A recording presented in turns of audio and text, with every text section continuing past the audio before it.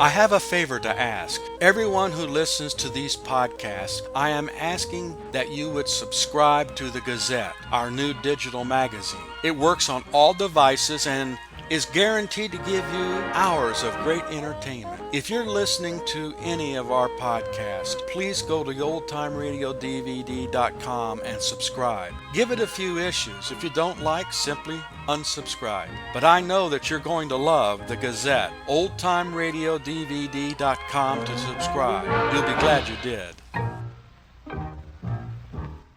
Lux presents Hollywood.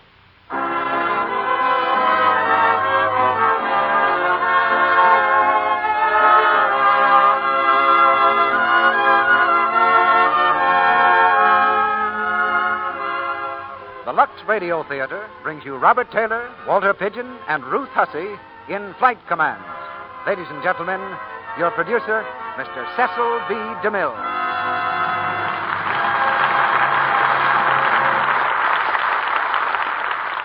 Greetings from Hollywood, ladies and gentlemen. In through my office window one day last week drifted the powerful roar of airplanes flying in formation. High above the sound stages, I could see flashing silver wings, the wings of the United States Navy. They flew in perfect alignment, as though controlled by one master hand. And in front of me was the story behind that comforting sight, the script of the play Flight Command, which you'll hear tonight with Robert Taylor in the part of the Navy pilot. I was just as proud of those planes as though I'd been in command of the squadron myself, because I knew that every throttle was in the hands of a young American with nerves of steel, a modern knight of the sky who rides alone, but not quite alone, because at his right hand is courage, and at his left 1,000 horsepower. This is the frontier of the present and the future. And tonight in Flight Command, we bring you the thrilling drama of these young men who've chosen adventure for a career and wouldn't trade jobs with anybody. Our play is adapted from the Metro-Goldwyn-Mayer picture, and we present the same stars you saw on the screen: Robert Taylor, Walter Pidgeon, and Ruth Hussey. You know, between rehearsals for several weeks now, I've been spending most of my spare time looking at screen tests before deciding on the final casting of Reap the Wild Wind. That's a very pleasant job, and I've certainly learned a lesson in beauty, because most of those tests were in color. As I sat in the projection room, one thing was driven home again and again. In the glowing color of today's motion picture screen, the girl with a peaches and cream complexion has a head start in the competition for stardom, and that's where Lux Toilet Soap comes in. To be beautiful in color, you've got to be pretty nearly perfect.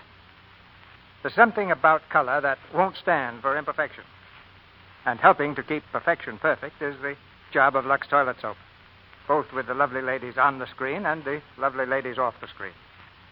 Now there's a tense and exciting drama waiting for us behind this curtain. So we'll raise it on the first act of Flight Command, starring Robert Taylor as Alan Drake, Walter Pidgeon as Bill Gary, and Ruth Hussey as Lorna Gary.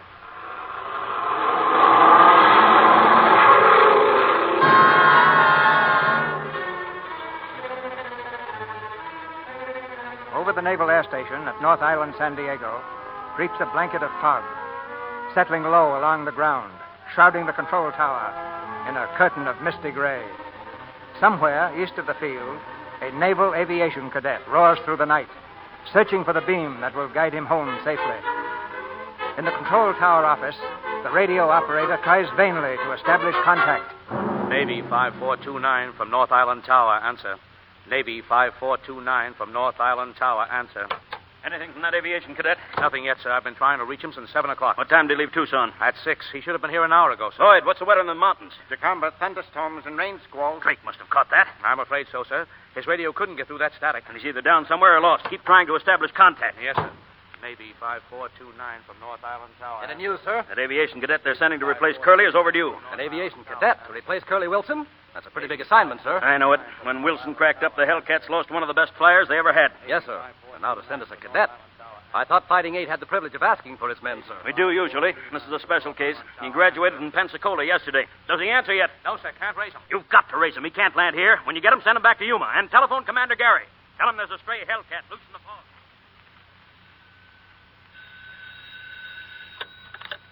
Yes? Lost where? Well, keep after him. I'll be over at the tower in a few minutes. Hello, Bill. Hello, Lorna. Did Janet Wilson get off all right? Yes, I put her on the train, so that's over. I thought you'd like me to pick you up. It's pretty late. Can you come home now? Oh, can't do it, dear. Our new cadet is coming in. How is Janet holding up? Not too well, I'm afraid. Oh, she'll be all right. One of these days, she'll find someone to take Curly's place. She loved him very much, Bill. No more than Curly loved her. If she had gone first, he'd have taken it standing up. If my number had been Curly's, you wouldn't have taken it the way she did. You couldn't. I wouldn't bet on that, Bill. Lorna, what's wrong? Oh, I don't know. I'm just... I know. You're tired. Giving all you've got to Janet Wilson for 2 whole days and nights, it's like a blood transfusion. Do you mind if I take time out to say you've done a swell job as usual? You take time out and come home like a good husband. I'm sorry, Lorna. There's a kid out there in the fog. We've got to bring him in. You run along. I'll see you just as soon as I can. All right, Bill. Good night. Night, dear.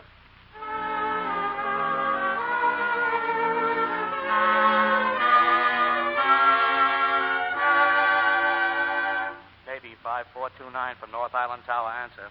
Navy 5429 from North Island Tower. North Island Tower from Navy 5429. There he is. Get a bearing on him. Give me that mic.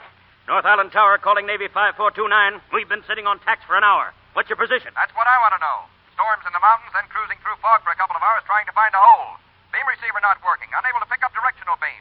Gas running low. Have about 10 minutes left. That won't take you back to Yuma. Fog's on the ground here. There's no field clear you can reach. Keep talking. We'll get a bearing on you. Navy 5429 testing. Navy 5429 testing. You get it yet? Yes, sir. Navy 5429 testing. North Island Tower calling Navy 5429. Come on in. Head west true. We'll check on you. What's up? Is Drake in trouble? Yes, sir. I'm trying to bring him over the field. Now, if I only had my gadget working, we'd bring him in some of that soup and sit him right down beside the hangars. Maybe, Jerry, but would he be right side up? Listen. There's his motor now. Take that hand mic outside. Spot him over the field and tell him to bail out. Yes, sir. North Island Tower from Navy 5429. I must be getting close. Can't see anything. Can you hear my motor? We hear you. You're approaching the field. I'll spot you where your plane can't crash anything. You'll have to bail out. Bail out? Crash this brand new plane? Which is what you dream about. Cruises at 350, dives at 600. I can't do that. Forget it, Drake. You're over the field now. Fly west. I think I see the field lights. How do I sound? I'm coming in. Stay up there. Circle the field. He's crazy. Thinks he can get down through this. Call the ambulance and crash truck. I've got the field spotted. I'm letting down. He's too far east. He'd hit the control tower. Order him up out of there. Pull up, Drake. Pull up. You're heading for the tower.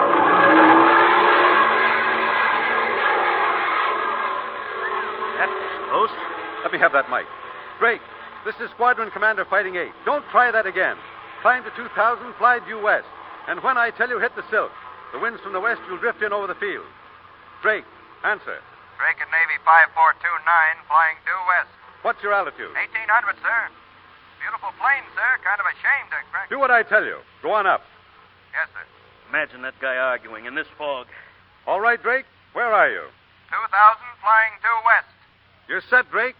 Bail out. Ready, sir. Bailing out. Drake. Drake. Must be over the side, sir. Wind shifted, sir. Where? Northwest. Drake. Hello, Drake. He landed in the bay. All hands out. Have patrols cover all the seaward area of the station. Get the ambulance rolling. Be sure they have an inhalator.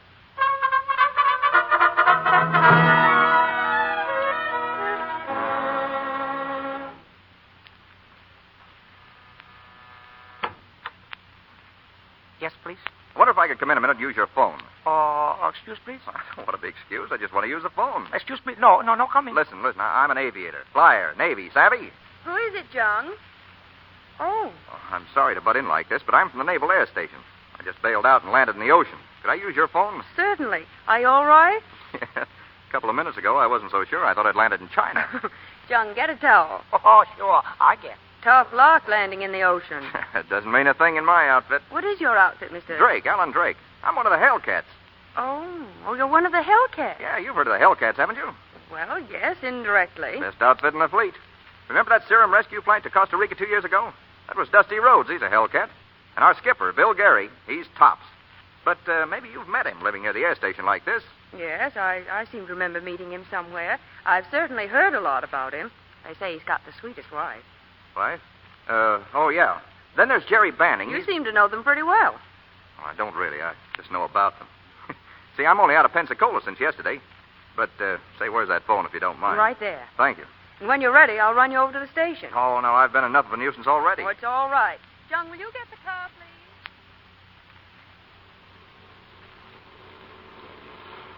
Well, now, Mr. Drake, if the Hellcats are so terribly good, and I'm sure they are from all you say... They're great. Well, you must have had a pretty high record at Pensacola to come right into them. Well, I worked pretty hard. Everybody works hard at Pensacola, keeping pace with the defense program. But you see, Fighting 8 asked for their men. Think of my luck getting asked for by the Hellcats. Well, I'm sure you must have rated it. All I'm sure of is I'm knocking on wood. I don't know much more about the Hellcats than you do, but I'll learn all right. With a break like this, a man ought to be shot if he doesn't go places. Well, here's the first place, Hellcat. Naval Air Station, North Island. North Island. The Hellcats. Should I pinch myself? Well, thanks a whole lot. You've been swell. I'd like to be seeing you sometime. Oh, we'll be seeing each other. Right now, you'd better jump in there and report. Say, wait a minute. What's your name? Hey, I don't know your name.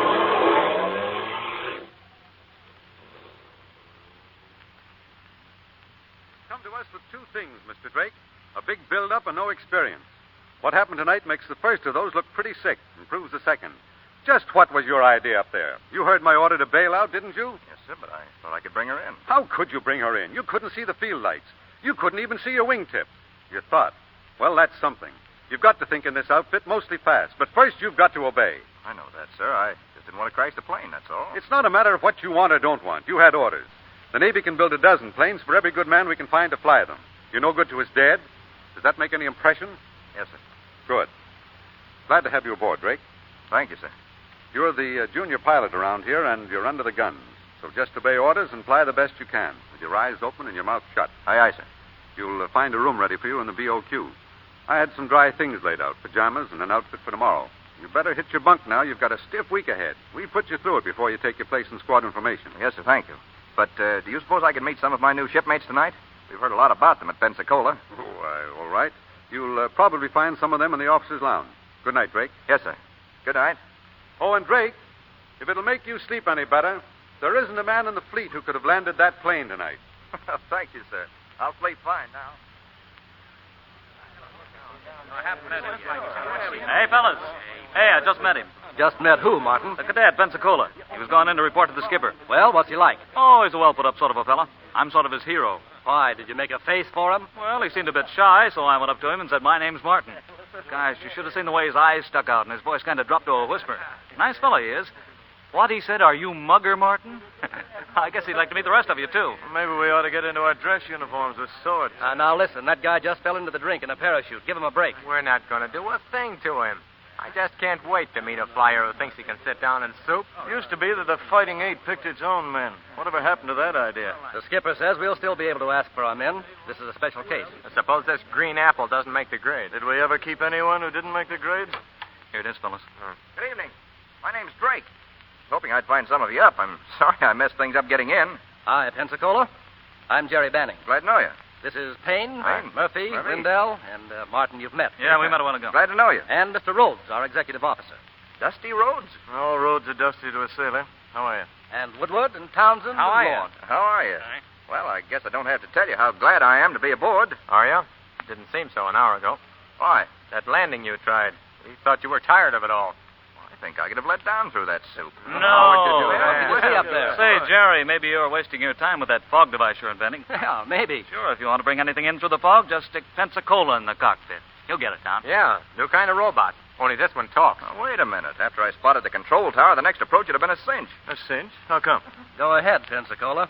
Well, having spotted the tower, I swing around climbing until I'm on a reverse course, and I hold that for a minute. Then I change course 45 to the right, hold that 10 seconds, then swing left until I'm on my original heading. Yeah? Then what? Well, I'm heading back to the tower and clear of it, so I let down. Pretty soon there's a clear spot in the fog, so I sit right down in the middle of it. There's nothing to it. Wait a minute. Where'd that clear spot come from? Did you bring it with you? Me? No. The warmth of the Hellcat's reception. It burned right through the fog. Night, fellas. Wait a minute. I'm confused. I thought we were doing the ribbon. Stitchy, did you walk into that one? Yeah. You know, it looks like we bought something from Pensacola.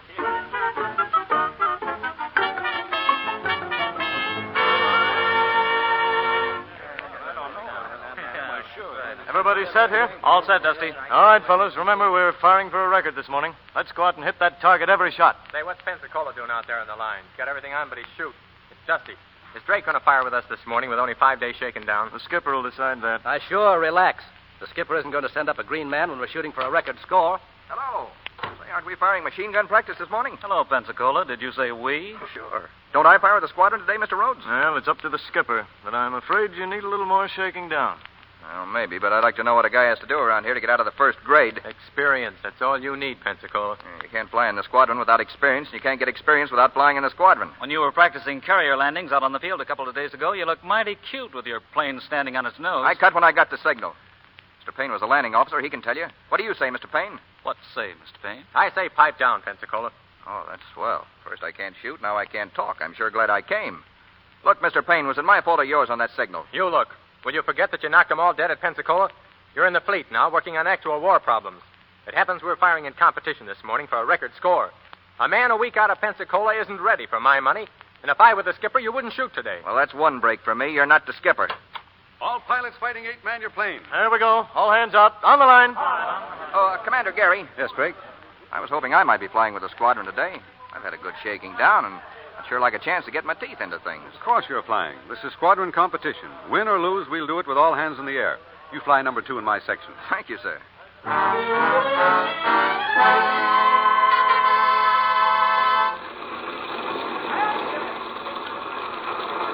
There's the target plane just taking off, sir. He'll be trailing a fabric sleeve up there. It ain't so hard to hit, sir. Shouldn't be. Just like shooting ducks. And don't worry about your score. Take it easy the first time, I always say. Your shipmates will carry you the first practice or two. Pretty good, are they? Good. They've never been beaten. You're going to see real shooting, sir. Maybe we'll all see some shooting. Maybe when that sleeve gets back, you'll be able to cook it for spaghetti.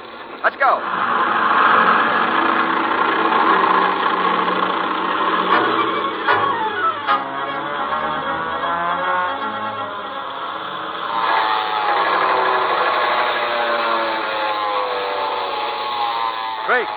Drake and plane 2. You cut too close to that target last time. Watch yourself. Plane 2, aye, aye.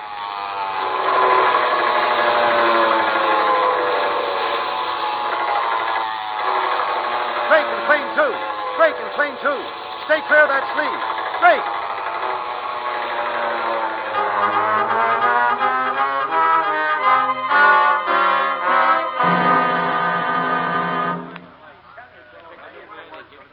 Competitive target practice, final score. Fighting 8, a grand total of 0. What happened, sir? Oh, nothing much. Mr. Drake wanted to hit the target with every shot, that's all, cutting it close. Well, he cut it so close one time that he hit the target with a plane. Take it easy, men. Here he is. Look, I messed that up good, I know, but it won't happen again. Uh-huh. You were ready, all right, Pensacola. I said it won't happen again. You said it won't happen again. We're through competition firing till next year. You can't out-talk the scoreboard, kid. If you'd only taken it easy and not tried to shoot that sleeve to ribbons. You didn't have to do all the shooting. We were up there, too, you know. Hasn't anyone in this outfit ever made a mistake before? Yeah, forget about it. On the first run I did all right. I hit that sleeve plenty. Yeah, and on the second you mistook it for a nightshirt. You realize you darn near killed yourself? Well, it was our mistake, not his. We should have figured out some way to keep him on the ground. Maybe it was your mistake for asking for me in the first place. Hey, wait a minute. You ask for your men, don't you? Mostly. Well, then you asked for me, didn't you? Didn't you? Now, what's the difference? Who asked for who? Come on, who's going to chow? Wait a minute. I want to get this straight. Was I asked for in this squadron or wasn't I? Tell me, was I asked for? Well, Pensacola, since you're so demanding, no. Oh, I see. Well, it's nice to know where you stand, anyway. Thanks.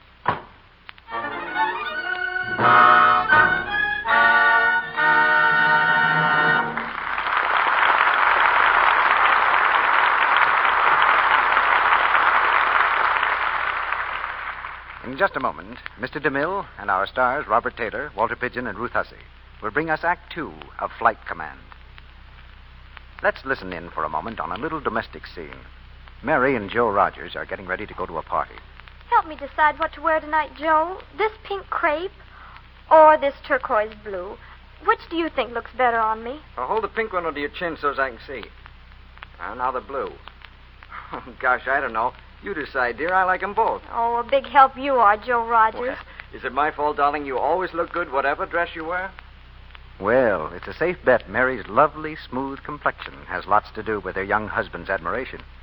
And it's a safe bet again that Mary wants Joe to go on thinking she always looks nice. So she sticks to a simple daily complexion care that she's found really works. Active lather facials with Lux toilet soap. She says, I love the way Lux Toilet Soap's active lather removes dust, dirt, every trace of stale cosmetics, leaves your skin feeling smooth, looking so fresh. With daily Lux Soap facials, you can be sure you're giving your skin a real beauty care. These facials, women tell us, are so quick, so easy. Here's all you do. Pat the rich Lux Soap lather lightly into your skin. Rinse with warm water, then a dash of cool, and pat the face dry with a soft towel. Now your skin feels smoother and looks so fresh. I hope you'll try this Lux Soap beauty routine for 30 days. Then you'll be using the same care that famous screen stars like Claudette Colbert and Barbara Stanwyck here in Hollywood use regularly. Get 3 cakes of gentle Lux Toilet Soap and start your beauty facials tomorrow. Now, our producer, Mr. DeMille. Act 2 of Flight Command, starring Robert Taylor as Alan Drake, Walter Pidgeon as Bill Gary, and Ruth Hussey as Lorna.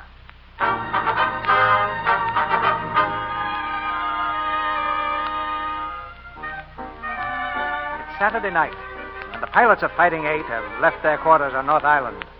Alan Drake, alone and lonely, remembers the girl who drove him to the air station. Not knowing her name, he's had a difficult time finding the house again. But now, at last, he stands in the doorway, facing Lorna Gary. Hello. Why, it's the Hellcat. Yes, remember me? Of course. Come in. I was wondering when you were going to call. Well, thanks. I'd have been around sooner, only... Oh, don't apologize. I'm glad to see you.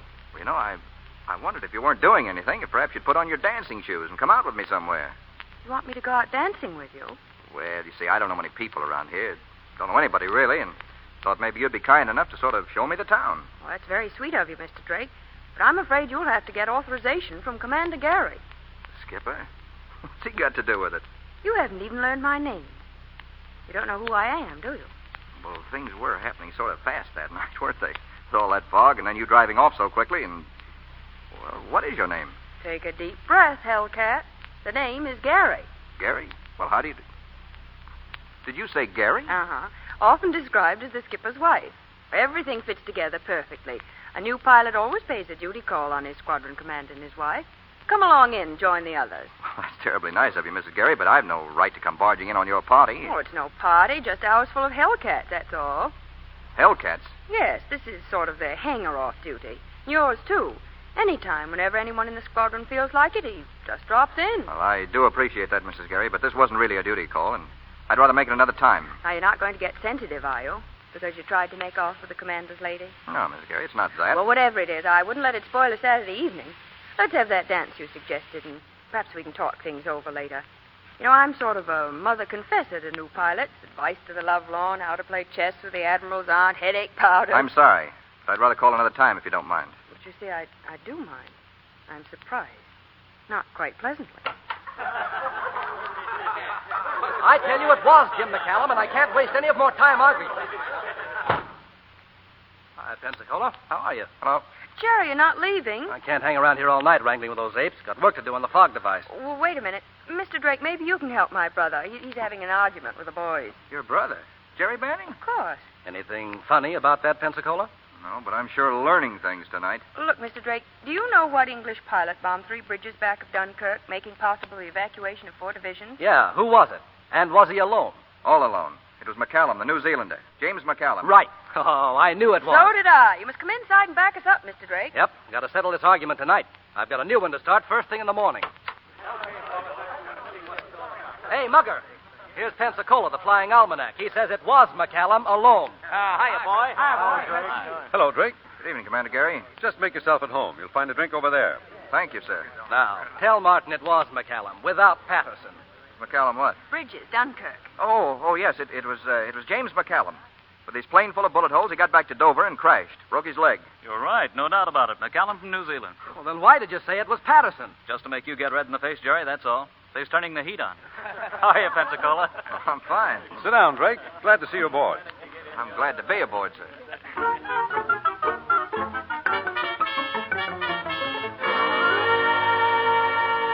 Junk. Stubborn, blasted piece of junk. Spike, get me an axe. An axe, did you say, sir? No, 2 axes. I put a whole year into this darned invention, evenings, nights, Sundays, holidays, and it won't work. So let's have one glorious 5 minutes of riotous fun and bust it wide open. Get 2 axes. Now, take it easy, Jerry. Things can't be that bad. The sun's shining, isn't it? The birds are singing. What's the good of getting sore? Look, Pensacola, maybe the birds are singing for you. You're a hellcat, full-fledged, on the ground and in the air. Great. But please take that sickening smile somewhere else. We're going to have a wake. Oh, now, what's the matter, Jerry? Something wrong with your invention? No, it's fine. You see that dial? Yeah. Well, that's supposed to go in the panel of a ship. When those two little needles cross, you're supposed to be right on the beam. You're supposed to be able to land sitting up right through the soup. But there's one trouble with it. It doesn't work. So just stand back while I kick it to death. Oh, wait a minute. Don't get all lathered up over some little bug in the thing. You don't want to smash it until you've checked everything over. There might be a loose connection. You think I'd take it up for a final clear weather flight test without checking it over? I triple-checked. The direction needle still won't stay on the reference line. It's got the creeps all over the dial. Well, there just must be something wrong, then. Now, that's quite a deduction. Listen, let me get in there and look it over. Sounds like interference on your frequency. Will you get out of here? But maybe I can fix it. Fix it? After I've worked a year, you're going to fix it. What do you know about radio beam transmission? Well, when I was a kid, I was always fooling around with radio. Had a wildcat set in the barn, always butting in on the commercial stations. I know a lot about interference. You certainly do. Say, wait. Shut up a second. No, don't shut up. Go on talking. Babble. Say something, anything. Well, we're only 15 miles from the Mexican border, aren't we? 12 miles. What of it? Well, you've checked everything else around here. What if there were some Mexican kids fooling around with amateur radio sets the way I used to do, sending signals, butting in on the regular waveband, setting up interference? Well, Shut up maybe a minute. Well, here's the axe, sir. What? What axe? Well, see, you ordered... Drop it. We're going to pull out the panel. Mr. Drake's double-crossed me and has an idea. Stand by, Pensacola. Roll up your sleeves and keep talking.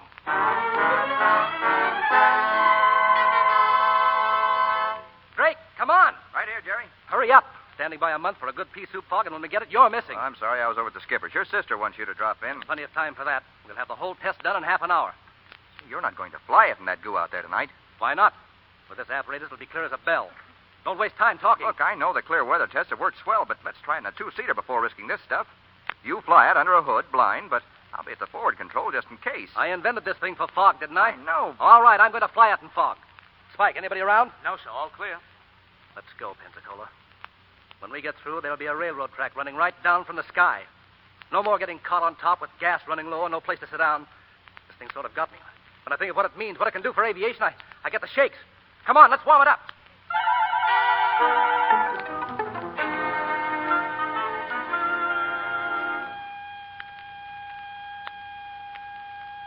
Hey, Spike, is that transmitter working all right? Fine, sir. He must be getting our signals right now. It's as black as pitch up there. I haven't heard him for 10 minutes. Well, he was going out across the bay. He'll be coming back any second now. Keep your ears open and keep your eye on that transmitter. Yes, sir. I think I hear him, sir. Quiet. That's him, all right. Come on, Jerry, right down that railroad track. Drake, is that a plane up there? It isn't a hummingbird, sir. Who is it? What's he trying to do? Lieutenant Banning. He's testing a fog landing device. He can't do that. He might kill himself. So might the Wright brothers at Kitty Hawk. Have the ambulance and crash truck stand by. He's turning. He's coming in. Can't be coming here. He's way off to the east. Hope he isn't so sure of that gadget he left to shoot home. He's got his chute, but he won't need it. He's just lining things up. I'm not worrying. Well, I am. Is that transmitter putting it out all right? Everything looks okay here, sir. Stand by, Spike. Here he comes. Cutting across the field. He can't get in like that. Spike, is everything working? Seems okay, sir. Why doesn't he turn? He can't be on the beam now. He's coming in too steep. He's heading for the hangars. Pull up! Pull up, Jerry! Pull up! He's gonna crash!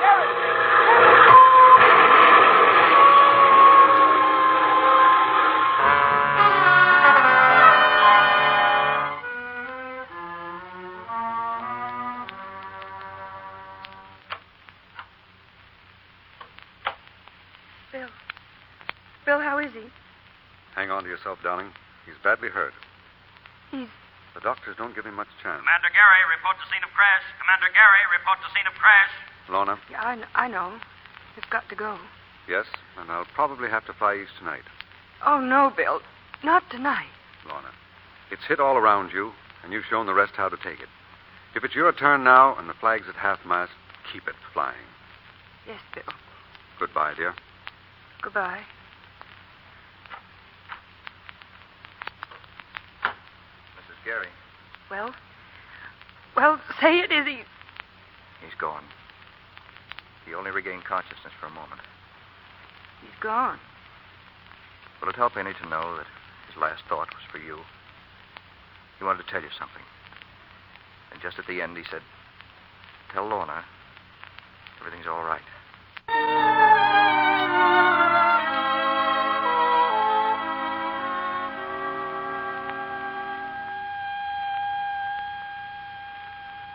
Well, how's she working, Mr. Drake? Shut it off, Spike. That's all it needed. A couple of condensers and a change in frequency. Just 10 days too late. Hello, Drake. Hello, Dusty. Did you see Mrs. Gary? I was up there with Martin. She's not seeing anyone. She's in bad shape, Drake. Yeah, I know. I called a couple of times myself. Thought I might run over there tonight. What's that panel in there? Gary's fog device. Oh, yeah? Does the skipper know you're working on it? No, I want to have it ready when he gets back. I sort of hope that he could... He'd give you an authorization for a test, huh? Yeah, that's it. Well, forget it. You too, Knowles. Yes, sir. Well, can I leave the panel in place for the skipper's inspection? It's all right with me, but no tests in any kind of weather without proper authority. Aye, aye.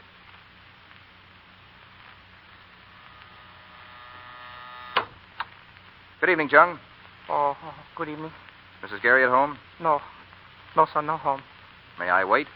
Oh, lady no come home for a long time. I see. Well, I found something down at the hangar I think she'd like to have. I have nothing much to do. Don't mind waiting an hour or so. Oh, please, mister. No good wait. Mrs. Gary no see nobody. Tell me something. Is Mrs. Gary taking Mr. Banning's death pretty hard? Oh, yes, sir. Very hard. Mr. Drake, when Commander Gary come back? Soon? I don't know. Look here, Jung. How is Mrs. Gary? Oh, ever since Mr. Banning dead, Mrs. Gary no see nobody. No eat, no sleep. Sometime walk on beach all night. She there now? Yes, sir. She there. Thanks.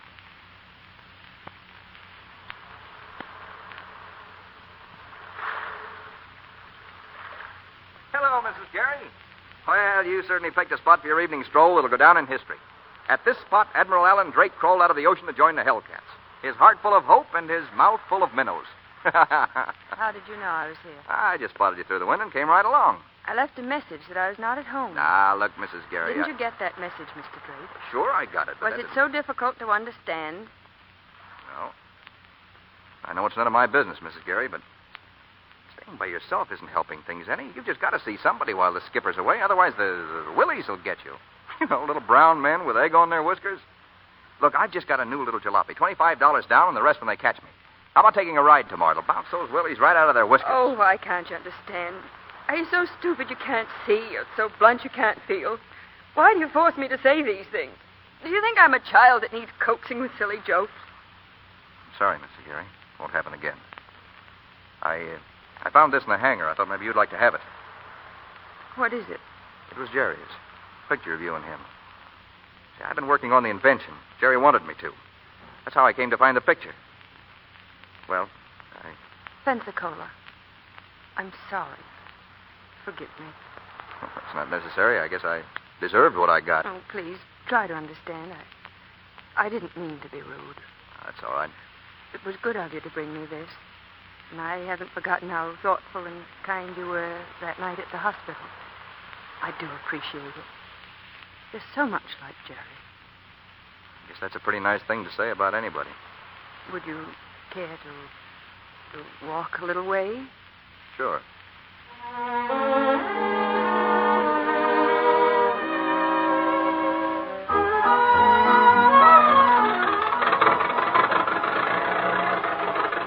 How do you like the jalopy? Lovely. 4-wheel brakes.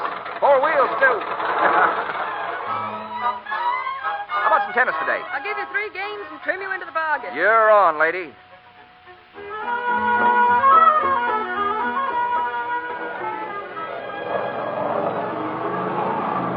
That's what is known as a barrel roll. It feels like it, too. Want to try it again? Why not? Well.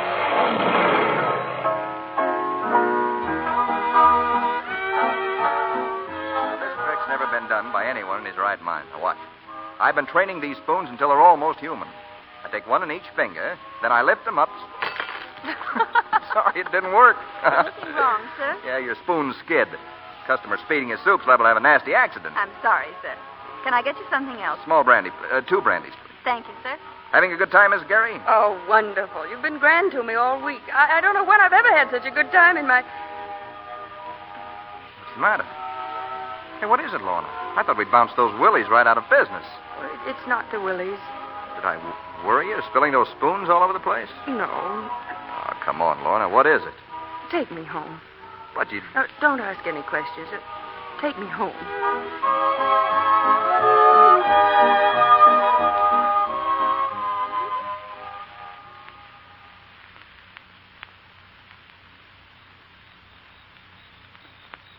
Good night, Alan. Well, I'd still like to know what's wrong. What I've done or what's happened. Oh, you've done nothing wrong. came on an errand of mercy. You've been an angel. I'll never forget you. That sounds like a last farewell. It is. But I don't get it. Are my jokes that bad? Please, don't ask me to explain. I'd rather not. Goodbye, Pensacola.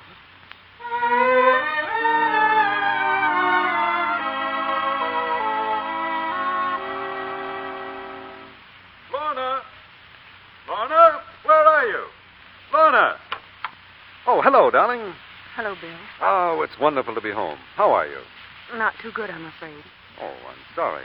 I wondered why you weren't over at the island to meet me. Bill, I'm going away. What? Where? Home. Will you get me a reservation on the plane? What brought this on? Say, you haven't been taking things the hard way now, have you? Bill, I haven't been honest with you.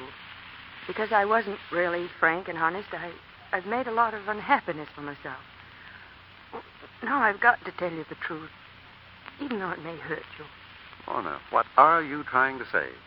When I first knew you, that very first summer when we fell in love, I knew there was only one kind of a woman you could ever care about. A brave woman, someone who could take tragedy in stride, because, well, that's what a skipper's wife must do. Well, of course, no, but... please, because I loved you, I tried to be that kind of woman, but I'm not, Bill. There were times when I prayed for some sign that you saw through my pretense and loved me anyway as I really am. The night Jerry died, I wanted you to take me in your arms and say, darling, I know it's killing you. And what did you do? You took my arm hard, looked at me as though you were giving an order and said, steady, keep the flag flying. You took me for granted, Bill. You didn't try hard enough to understand what was happening to me inside. Well, now you know the flag isn't flying. Why didn't you tell me you felt this way? There was no need to pretend. Because I wanted you to keep on loving me. Lorna, for the love of heaven, I love you because you're you. Now you've told me, and I still love you. I just understand you a little better, that's all. So there's no reason to go away. Well, it's not as simple as that. I wish it were. I've changed, Bill. Changed? How? Well, since Jerry died, I've had this terrible feeling of emptiness. The thought of your coming home should have been enough to fill it, but it wasn't. And then something happened last night, just as suddenly as you're hearing it now. That made me realize something we had together is lost. I've got to go away, Bill, and try to find it again. Well, if that's the way it is, you couldn't stay. Any more than I could ask you to. I want to find what I've lost, Bill. I want to come back to you. There's nothing I want so much in the world. Come back for one reason, and only one reason. Because you love me. Yes, Bill.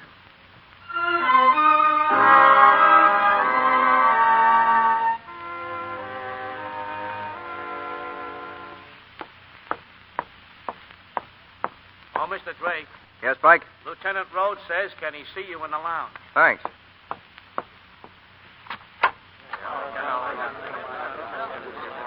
Hello. You want to see me, Dusty? We'd all like to see you. Drake, this isn't a very pleasant piece of business. About the touchiest most of us have ever run into in the Navy. But we've got to have it out with you. What out? Go ahead. Lorna Gary left for the East today.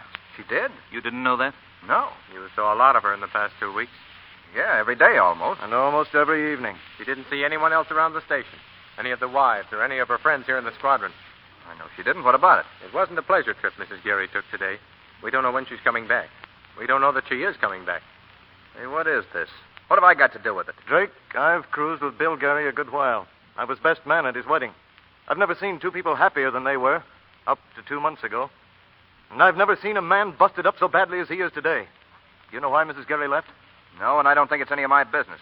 Or any of yours. Wait a minute. Don't get on your high horse. Why shouldn't I, with you people suspecting me of a thing like this? We are suspecting you, and we've got to know one way or the other.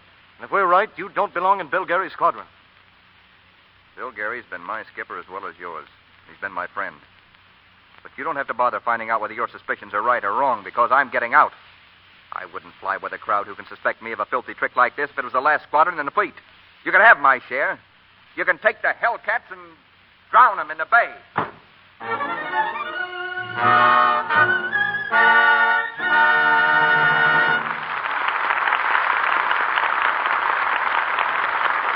We pause now for station identification.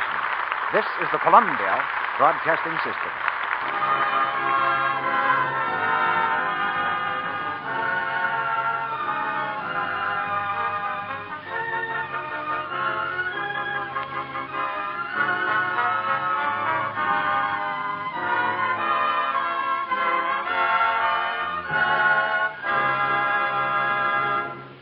In a moment, Mr. DeMille presents Robert Taylor, Walter Pidgeon, and Ruth Hussey in Act 3 of Flight Command.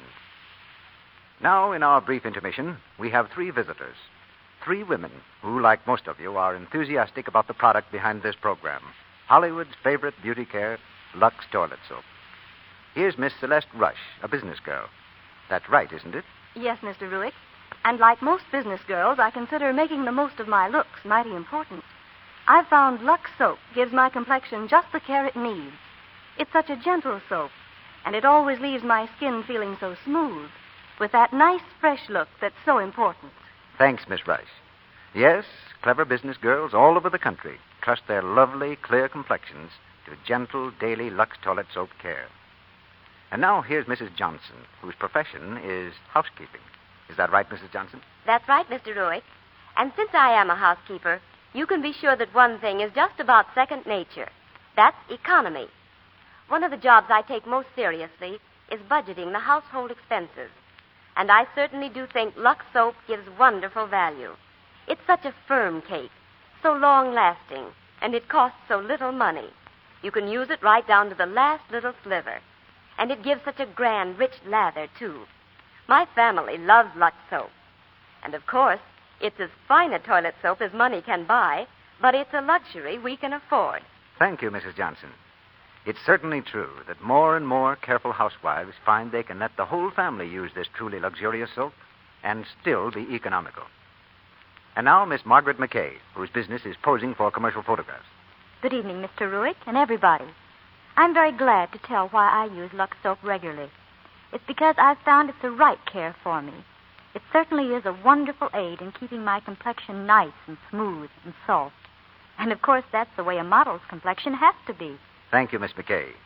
Yes, when a girl's a professional model, she has to be really sure about her complexion care. And if this is true with a model, think how necessary it must be to a screen star. They must use a care that really works. And so it's very significant that 9 out of 10 lovely Hollywood screen stars use Lux Toilet Soap. You see, Lux Soap is mild. It's pure. It has active lather that removes every trace of dust, dirt, and stale cosmetics. Does a thorough job. You want your skin to stay smooth and lovely, so don't take chances. Use the same gentle beauty soap that guards Hollywood's priceless complexions, Lux Toilet Soap.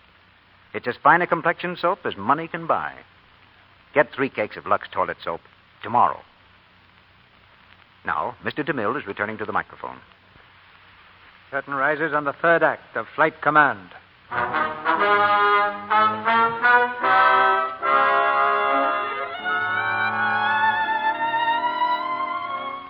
Held in mistrust by the men of Fighting 8, Ensign Drake sees only one course open to him. Early the next morning, he stands in Commander Gary's office. His face is grim and set. Quietly, he lays a paper on the skipper's desk. What's this, Drake? My resignation, sir. I'm getting out of the Navy. Getting out? When you checked in here, Pensacola, you loved the Navy. You sat right here in my office one morning and told me how you'd rather fly with us than eat. You still would for my money. Come on, tear this thing up. I have no intention of tearing it up, sir. You've got the makings of a great pilot, Drake. The Navy can use you. And there's a lot more to it than you've learned in these few weeks. There's loyalty, for one thing. And loyalty isn't a one-way street. It goes both ways, down as well as up. We fight like blazes for the skipper, and the skipper fights like blazes for the men. But we're all fighting for the same thing, the Navy. America's front line. You get discouraged sometimes, sure. You get cold and wet and so tired you've got nothing to hang on with but your teeth. You wonder why in the devil you ever wanted wings. But as you're circling the carrier waiting for your turn to land, when the flagship hoists the signal, "Well done, Fighting 8," it does something to you inside. Duty well done. For a man, that's the best in the book. I've submitted my resignation, sir. Are you going to act on it? Just what is the matter, Drake? Hellcat's too tough for you? Okay, sir. Let it go at that. The department hasn't been approving resignations for reserve ensigns, but if you insist... I do, sir. I'll forward it to Washington. But we've got a movement order today. Extensive maneuvers off the coast. Probably several weeks. You can't get away before that. That's a good finish, sir.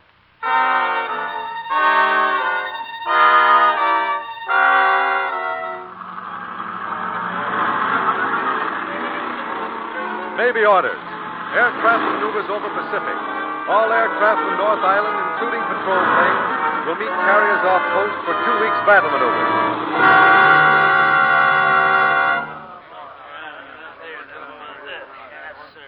And I'm glad these 2 weeks are over. They're making them tougher and tougher. Well, relax, boys. We'll be home tomorrow. Oh, I've worn a chute so many hours, my stern feels like a waffle.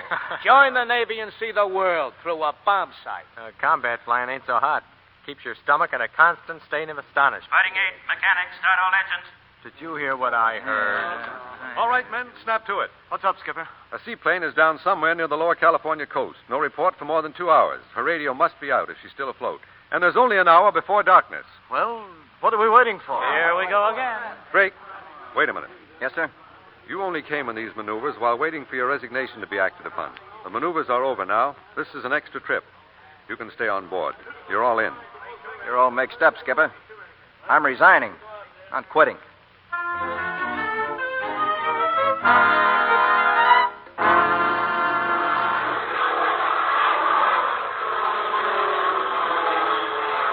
Commander Aircraft from Commander Fighting 8. Commander Aircraft, aye. Go ahead, Fighting 8. Fighting 8 took off from carrier to search, flying east at 1,000 feet, speed 300. Armed scouting line, report anything sighted. Destroyer patrols are in search area. You are not to attempt rescue. Fighting 8, aye.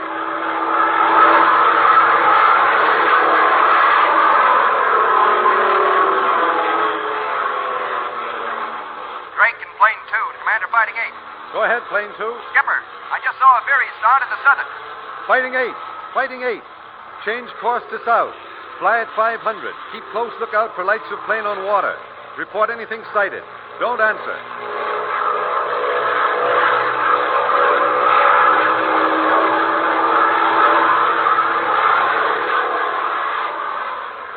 Commander Aircraft from Commander Fighting 8. Go ahead, Fighting 8.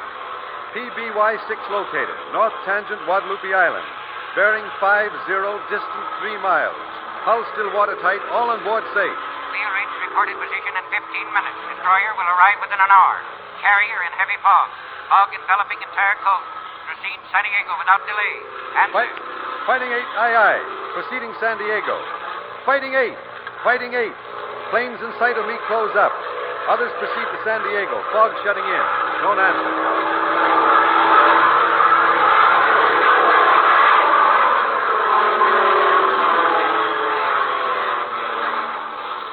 Fighting 8, Fighting 8. Stay closed up. What's that? Calling Fighting 8. Disregard my movement. Motor quitting. Rose, plane 10. What's it seem to be, Skipper? Broken oil line. I'll have to land on Guadalupe Island. What's that mean, Skipper? It's a tough one to shoot with a dead stick. No planes are to attempt to land. Get started for San Diego, Dusty. There's no gas to spare. Plane 10, aye. We'll start the minute you're safely down. Plane 2. Drake in plane 2. What are you doing? Get back in formation. Drake in plane 2. I'm going to follow you down. Plane 2, carry out orders. No planes land. Watch it, Skipper. Skipper, watch it.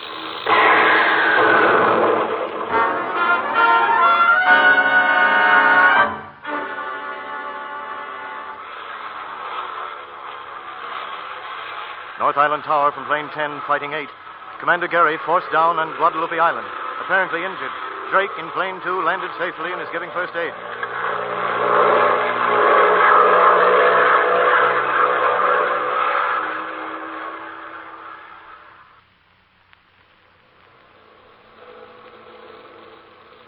Calling plane 10. This is Drake, plane 2. Landed on Guadalupe. Plane 10, aye. How badly is the skipper hurt? Bad head injury. Can't do much with first aid. Do you think he'll hold out until the destroyer gets there with the doctor? No, I've got to fly him home. I've got him aboard right now. Step on it, then. Fog reported rolling in at San Diego fast. Fog? Tell the station to break out Spike Nose and get the transmitter working. Jerry's fog device. I've got the receiving panel in my ship. It's a chance, but we may have to take it. Okay. We'll wait and go in with you. Can you get off all right? If I don't, I'll send you a postcard.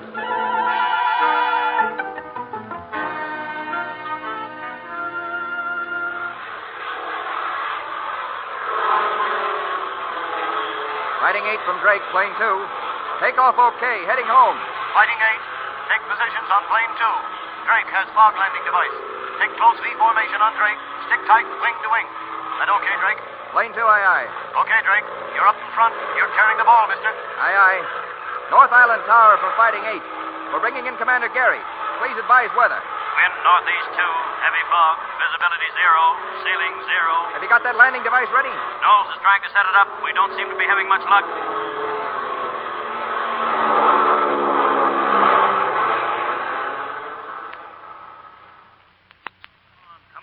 Get that thing working. I'm trying. Hurry up, Spike. They can't land in this soup. They must be almost out of gas. I don't know, Matt. Well, what's the matter? The last time we tried out, everything worked okay. Sure has conk on us now. Maybe there's a short somewhere. Check the wiring. I did. I'll check it again. Give me that hand, Mike. I'll keep them in touch in case. Listen. Hear them? They're over the field. What do you say, Spike? What do you say? Give me another minute. North Island Tower to Fighting 8, plane 2. Plane 2, aye. Listen, we can't get the thing working. You may have to bail out. Bail out? What about the skipper? He can't bail out. Listen, you've got... It's working. Tell them to come in. Great. It's working. I've got it. We're coming in. Fighting 8. Fighting 8, stay closed up. We're on the beam. Right behind you. Spike, keep that railroad track open. Cutting off now. Here we come. Aye. Spike, how does it look? Can't tell yet. Stand by and crash truck and ambulance. Here they come. They're too far over. Drake and plane 2. Let him alone. Let him alone. He's on the beam. He's all right. There he is. See him? Bring him home, Mr. Drake. Bring him home. There's the first one. 2, 3, 4, 5. They're coming in. He's bringing them home. All of them. All of them.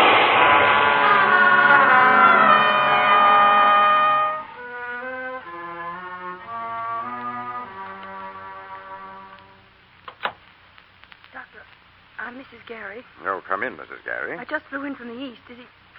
How is he, Doctor? Well, it's hard to say. How he pulled through the operation last night is a miracle.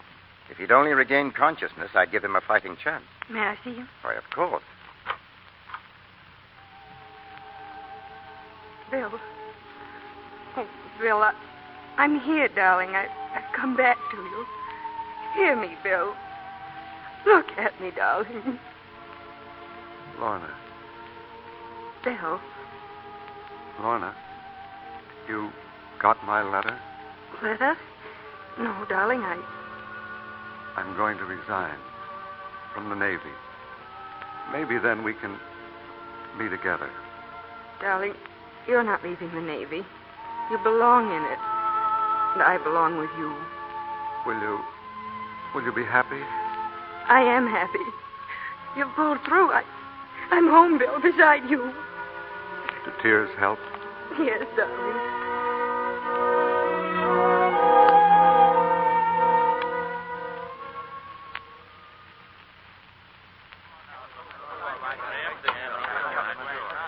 How's it going, Dusty? He's made it. He's going to pull through. Hey, Pensacola. Well? When I was driving Lorna here from the airfield, I found out a few things that made me plenty sick of myself and what we've done. I apologize for myself and for everyone here. A little late for apologies, isn't it? Yes, pretty late and pretty empty. Maybe not too late. Washington's turned down your resignation. We're going to be flying together for a long time, and maybe we can make it up to you. You're a born Hellcat, Pensacola, and we're going to hang on to you. Come on, Pensacola. Give in. What do you say, mister? I'd like to stay. Swell. Glad to have you aboard, Drake. Yeah, we sure are. I'm glad to be aboard.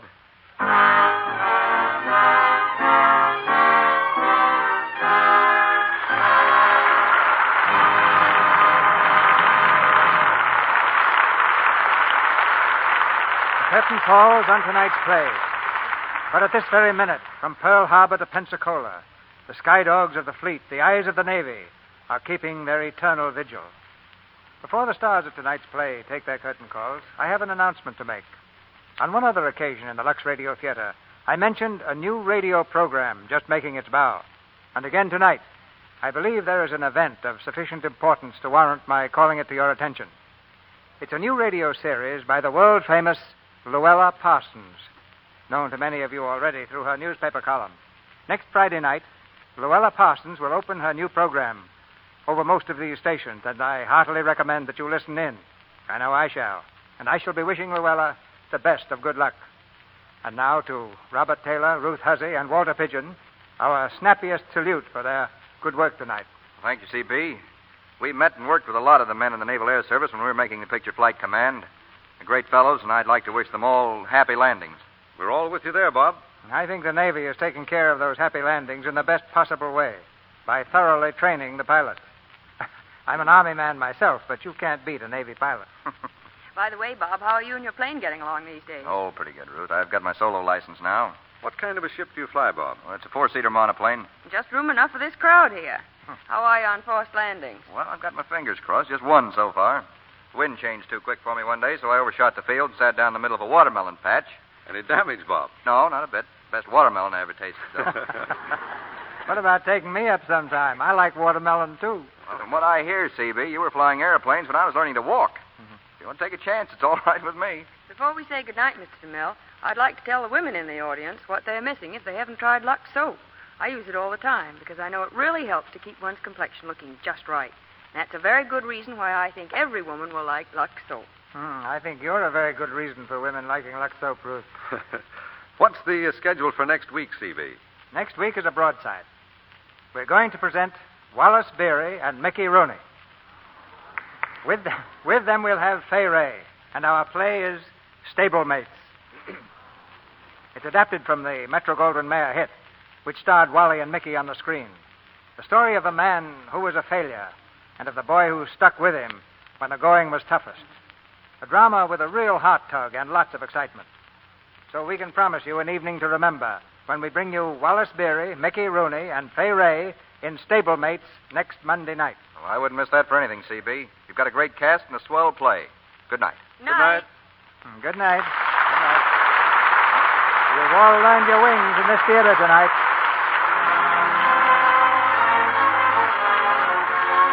Our sponsors, the makers of Lux Toilet Soap, join me in inviting you to be with us again next Monday night when the Lux Radio Theater presents Wallace Beery, Mickey Rooney, and Fay Ray in Stablemates.